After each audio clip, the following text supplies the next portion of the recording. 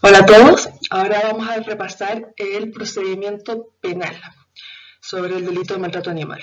Y para esto tenemos que partir nuevamente viendo nuestros dos artículos favoritos, el 291 bis y el 291 ter del Código Penal. Vamos a ver, el 291 bis dice: el que cometiere actos de maltrato o crueldad con animales será castigado con la pena de presidio menor en sus grados mínimo y medio y multa de 2 a 30 unidades tributarias mensuales o solo con esta última. Si como resultado de una acción o omisión se causara al animal daño, la pena será presidio menor en sus grados mínimos a media y multa de 10 a 30 unidades tributarias mensuales, además de la accesoria inhabilidad absoluta perpetua para la tenencia de cualquier tipo de animales. Entonces vemos acá que se distingue entre el primer inciso, en el cual tenemos actos de maltrato o crueldad. Esto es la variante básica del delito, donde cabería cualquier acto de maltrato o crueldad. A cambio, dentro de de este segundo inciso, vemos que aumenta la penalidad y vemos que se requiere un resultado distinto. Y esto es que se causare al animal daño. Y acá esto es la diferencia entre simplemente un acto de crueldad y finalmente el causar daño al animal hace que aumente al tiro la pena y también se agregue esta accesoria de inhabilidad absoluta perpetua para la tenencia de cualquier tipo de animales. Finalmente tenemos el tercer inciso, que es la variante calificada más grave, que establece que si como resultado de la referida acción o omisión se causaron lesiones que menoscabaren gravemente la integridad física o provocaron la muerte del animal, se impondrá la pena de presidio menor en su grado medio y multa de 20 a 30 unidades tributarias mensuales, además de la accesoria de inhabilidad absoluta perpetua para la tenencia de animales. Muy importante también para poder finalmente analizar estos artículos es ver el 291 ter, que establece: para los efectos del artículo anterior se entenderá por actos de maltrato o crueldad con animales toda acción u omisión ocasional o reiterada que justificadamente causara daño, dolor o sufrimientos al animal. Entonces, acá podemos hacer un pequeño ejemplo para lograr distinguir cada una de estos tres casos. Primero que todo, la variante básica sería cualquier acto de maltrato, aunque no le causara este daño al animal. Por ejemplo, no sé, golpear a un perro, pero de una manera no lo suficientemente violenta para que finalmente le cree una herida o algún daño interno.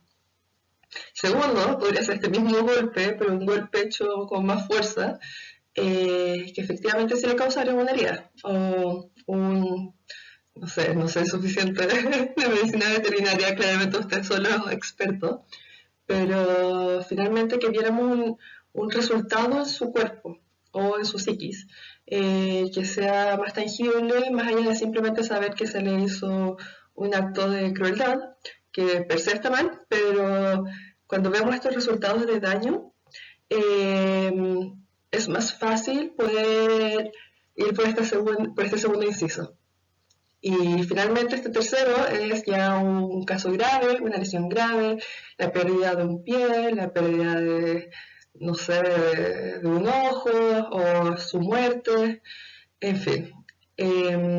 Todo esto de todas formas es apreciado por los jueces, entonces no corresponde que yo les diga exactamente, o si se corta la cola de un gato o de un perro, este va a ser el resultado, ya que depende de cada caso y cómo se argumente, pero finalmente es importante tener esto en consideración, que cada acto o omisión está penalizada en caso de que se cause finalmente un sufrimiento injustificado al animal, y que dependiendo de la gravedad de dicho acto vemos diversas penalidades. Eso. Muy bien, ahora que sabemos cuáles son las conductas o los hechos constitutivos del delito de maltrato animal, tenemos que saber qué hacer entonces al respecto. Frente a estos casos de maltrato animal que recién hemos visto, hay dos posibilidades. Uno puede denunciar o uno puede querellarse. Vamos a ver primero la denuncia. ¿Qué es una denuncia? Esto es una comunicación de un hecho constitutivo del delito. Esta denuncia se puede hacer ante Carabineros, ante la PDI o ante el Ministerio Público. Y una vez que se realice esta denuncia, estos órganos que acabo de mencionar serán los encargados de llevar a cabo el proceso. ¿Cómo se puede denunciar? Uno puede ir presencialmente a alguna de las oficinas de la PDI, del Ministerio Público o a una comisaría con Carabineros y verbalmente comunicar estos hechos constitutivos del delito, o incluso uno puede hacerlo hoy en día por internet. ¿Quién puede denunciar? Cualquier persona. Esto es muy importante. Cualquier persona puede hacer la denuncia, aunque no haya estado presente en el momento en que se hizo, que ocurrió el acto de maltrato. Cualquier persona puede denunciar. ¿Dónde? Donde ya dijimos, en cualquier dependencia, Carabineros, Policía de Investigaciones o Ministerio Público. ¿Qué antecedentes debe acompañar a la denuncia? Esto es muy importante, ya que de esto depende que esta denuncia sea fructífera y llegue a algo o que finalmente sea archivada y que estos funcionarios no tengan suficientes herramientas para seguir adelante con la investigación. Entonces, ¿qué necesitamos? Necesitamos una narración de los hechos con el mayor detalle posible. Esto es fundamental, ya que si esto no existe, estos otros órganos que acabo de mencionar no pueden hacer su labor. Entonces, hay que entregar siempre la mayor cantidad de detalles posible. Dentro de esto, ¿qué podemos entregar? Datos de los testigos, material audiovisual que dé cuenta de este maltrato, el cuerpo del animal en caso de que este haya muerto, o en caso de que haya sido envenenado, guardar extractos del veneno. Todo esto es muy útil porque es una prueba que finalmente puede ser analizada por los laboratorios de criminalística o por cualquier perito finalmente, y van a servir un montón para armar el caso finalmente, para tener esta prueba, para poder probar que el hecho finalmente ocurrió, valga la redundancia. Pero acá, principalmente, yo destaco este último elemento que es muy importante, muy importante, muy útil, y que está en sus manos, que es la evaluación del médico veterinario. Así que sí, se recomienda acompañar este documento de un médico veterinario que indique las condiciones de salud del animal o de los animales. Y acá, importante, la mayor precisión y detalle posible. Cualquier lesión, la posible causa de muerte, aparente estado de desnutrición o deshidratación, cualquier patología observable, cualquier posible alteración de la conducta, lo que sea. Este documento finalmente va a servir como una prueba muy útil para constituir el caso. Por otra parte, en caso de que uno denuncie, uno va o se dirige ante estos órganos, uno realiza la denuncia de forma verbal, por internet, etc.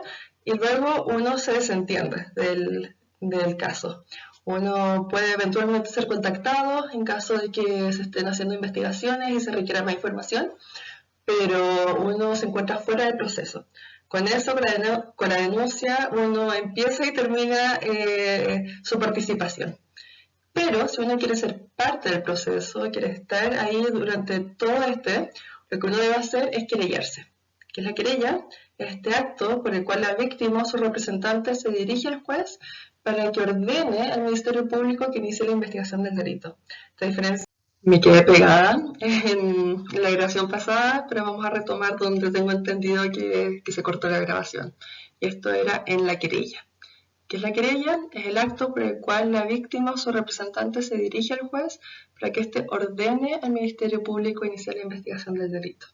Es muy importante determinar entonces la diferencia entre el denunciante y el querellante. Número uno, como veíamos, el denunciante lo único que hace en definitiva es informar a estas autoridades pertinentes sobre este hecho constitutivo del delito.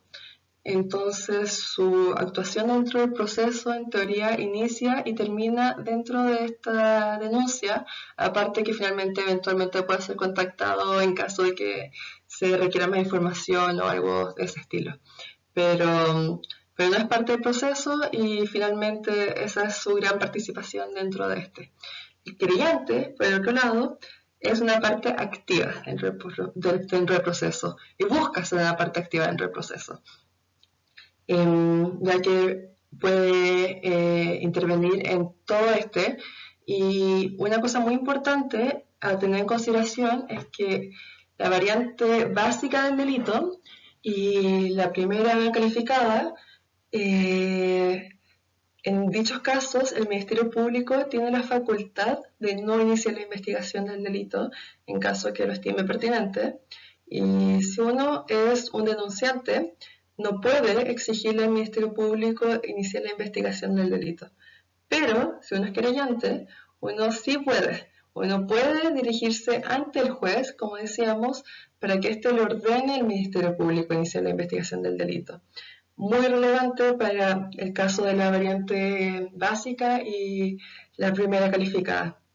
En cuanto a la variante tercera, que es este caso más grave, en cual se producían estas lesiones graves o la muerte del animal, el Ministerio Público se encuentra obligado a investigar siempre, en todo caso. Importante tener en consideración todas estas cuestiones que estamos diciendo en este momento. Pero precisamente, ya que la función del querellante como este sujeto activo dentro del proceso es más grande, quienes se pueden querellar son menos personas que aquellos que pueden denunciar. ¿Y quiénes son finalmente? La víctima, sus representantes y alguna ONG que se dedique a la protección de los derechos animales, como por ejemplo la Fundación Derecho y Defensa Animal. ¿Cómo se realiza esta querella? Debe ser por escrito. Quien se querella debe estar legitimado para deducirla. Esto es, ser alguna de estas personas que acabamos de mencionar. No debe tener ninguna prohibición legal y finalmente debe contar con todos los requisitos que la ley establezca para poder ejercer esta acción. ¿Cuáles son los requisitos en concreto que se requieren dentro de este escrito de la querella? Número 1, la designación del tribunal ante el cual se entablare. Número 2, el nombre, apellido, profesión u oficio y domicilio del querellante. Número 3, nombre, apellido, profesión u oficio y residencia del querellado. Esto es, a quien se le acusa de cometer el hecho constitutivo del delito. Si no se tiene esta información, se debe entregar una designación clara de su persona y si se ignorara cualquier circunstancia, sin siquiera se tuviera conocimiento alguno de quién puede haber sido, se puede pedir al Ministerio Público que dentro de la investigación sea también determine quién es él o los posibles culpables de dicho hecho. Luego también se requiere como cuarto requisito la relación circunstanciada de los hechos con expresión del lugar, año, mes, día y hora en que se hubiera ejecutado si se supiera.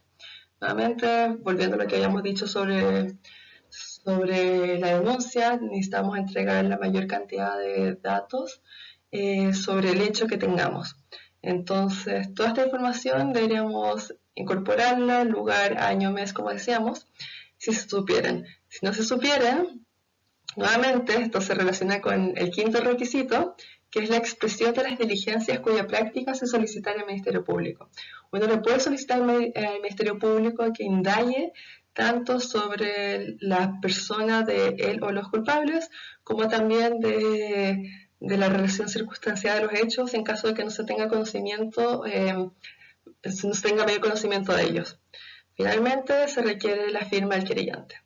Importante recordar lo que hemos visto también en cuanto a la denuncia, la importancia de los informes veterinarios, ya que son muy relevantes para acreditar que estamos frente a un caso de maltrato o crueldad animal y finalmente es una de las mayores pruebas que tenemos en definitiva en el momento de iniciar un procedimiento.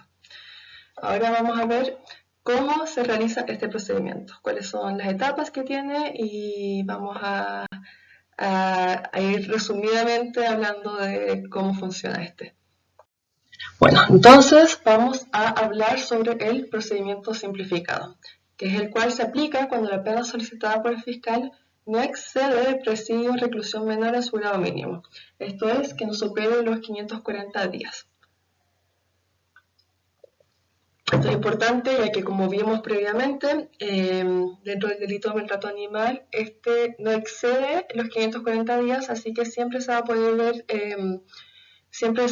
tramitar mediante este procedimiento simplificado. Este se resume en 5 etapas procesales: el requerimiento, la notificación y citación, el inicio de la audiencia, la eventual resolución inmediata o la realización finalmente del juicio simplificado. Entonces vamos a ir viendo cada una de estas etapas brevemente para ir entendiendo cómo funciona este proceso. El requerimiento. Una vez que el fiscal recibe la denuncia de este hecho constitutivo de delito que vimos hace unos minutos atrás, el Ministerio Público va a determinar cuál es la penalidad que se le va a imponer al delito cometido. Y ya que, como dijimos, esta va a ser menor a los 540 días, le puede solicitar al juez de garantía que cite inmediatamente a juicio a las partes. Esto es un beneficio bastante grande, ya que evita tener que pasar por el juicio ordinario ante los tribunales de juicio oral o penal, que son muy largos y muy engorrosos. Y mediante esta posibilidad tenemos la opción de tener un juicio mucho más rápido y por lo tanto tener una solución inmediata a este caso. Entonces, una vez que el tribunal escuche este requerimiento por parte de la Fiscalía, va a notificar al imputado y va a citar a todos los intervinientes del juicio. Dentro de estos intervinientes, ¿quién más podemos mencionar aparte del imputado? El querellante, que acabamos de ver, la víctima, en fin. Lo importante es que, como dijimos, este juicio es más rápido que un juicio ordinario, por lo tanto, en este caso también se debe comparecer con todos los medios de prueba.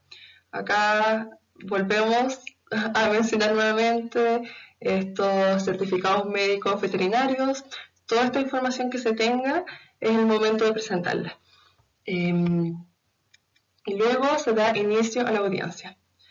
Con este inicio de la audiencia, el tribunal va a efectuar una breve relación del requerimiento, esto es de los hechos informados por el fiscal, y cuando se encuentre presente la víctima, el juez va a instruir a esta y al imputado sobre la posibilidad de poner término al procedimiento en base a un acuerdo reparatorio. Que esto es finalmente, como el nombre bien lo sugiere de forma intuitiva, un acuerdo entre la víctima y el imputado, mediante el cual el juez interviene para llegar a una solución y evitar todo el procedimiento. En caso de que, el tribunal va a preguntar al imputado si admite la responsabilidad de los hechos contenidos en el requerimiento, y en caso de que el imputado acepte su responsabilidad, se puede proceder finalmente a este acuerdo reparatorio y terminamos el procedimiento básicamente con este hecho. En caso, por el contrario, de que no admita esta responsabilidad o fuera necesaria realizar otras diligencias, se deberá realizar el juicio ordinario. Entonces, en este caso, el juicio ordinario, el juicio simplificado, lo lamento, se realizará el juicio simplificado. En este caso, como decíamos, se llevará a cabo inmediatamente. Lo que pasa en definitiva es esto: el juez le pregunta al imputado, usted está siendo acusado por haber haber cometido tal y tal hecho y constitutivo de delito, acepta que usted realizó dicho acto. En caso que diga que sí, podemos acceder a lo que dijimos previamente, este acuerdo reparatorio. Si él dice que no, que él no cometió dichos hechos, entonces procede este juicio simplificado. ¿Y qué ocurre en este juicio simplificado? Como decíamos, se lleva a cabo inmediato, se oye a todos los comparecientes, se recibe la prueba y el juez pronuncia su decisión de absolución o condena poniendo término al procedimiento en dicha instancia. Es un procedimiento bastante rápido y es la instancia que tiene para defenderse el imputado. Y eso es básicamente todo el procedimiento que uno vería en general en un caso de maltrato animal.